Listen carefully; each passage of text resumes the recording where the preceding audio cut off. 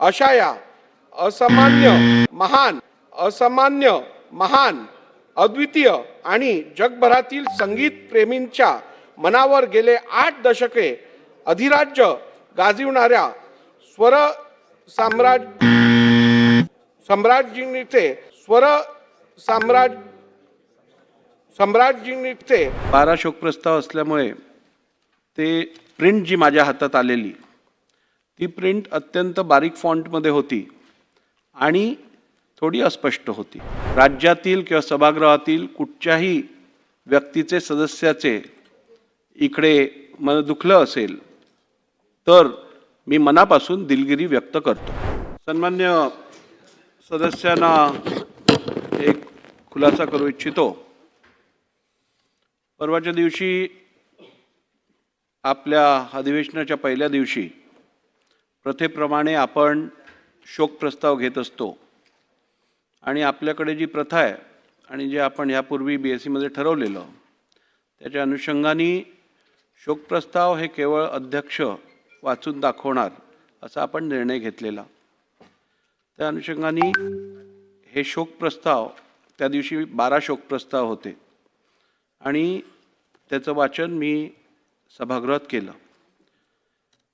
12 शोक प्रस्ताव असल्यामुळे ते प्रिंट जी माझ्या हातात आलेली ती प्रिंट अत्यंत बारीक फॉन्टमध्ये होती आणि थोडी अस्पष्ट होती।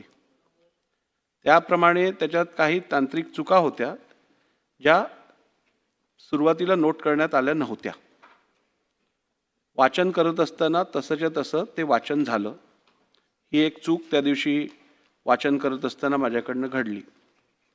परंतु गेली 4 वर्ष 4.5 वर्ष मी या सभागृहात अध्यक्ष म्हणून काम करत आहे तुमच्या सगळ्यांच्या सहकार्यातनं आणि ते काम करत असताना मी अनेक भाषणं ही मराठीत केली आहे, अनेक शोक प्रस्ताव मराठीत मांडलेले आहेत। या सभागृहाचं संपूर्ण प्रोसिडिंग नियम असतील अथवा सभागृहाची कार्यपद्धती असेल ही संपूर्ण आपण मराठीत भाषेतनंच हाताळली आहे। जेवढा अभिमान मराठी भाषेबद्दल या सभागृहातील प्रत्येक सदस्याला आहे आणि राज्यातील प्रत्येक व्यक्तीला आहे त्याच्यापेक्षा अधिक किंवा तेवढाच अभिमान मला मराठी भाषेबद्दल आहे।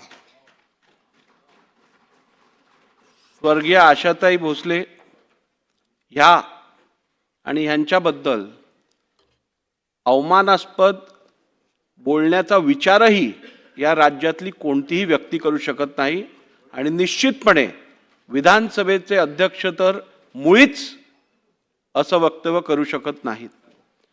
जे घडलं ते एका चुकीमुळे घडलेलं आहे, त्याचा कोणी वेगळा अर्थ काढू नये अशी मी विनंती करतो।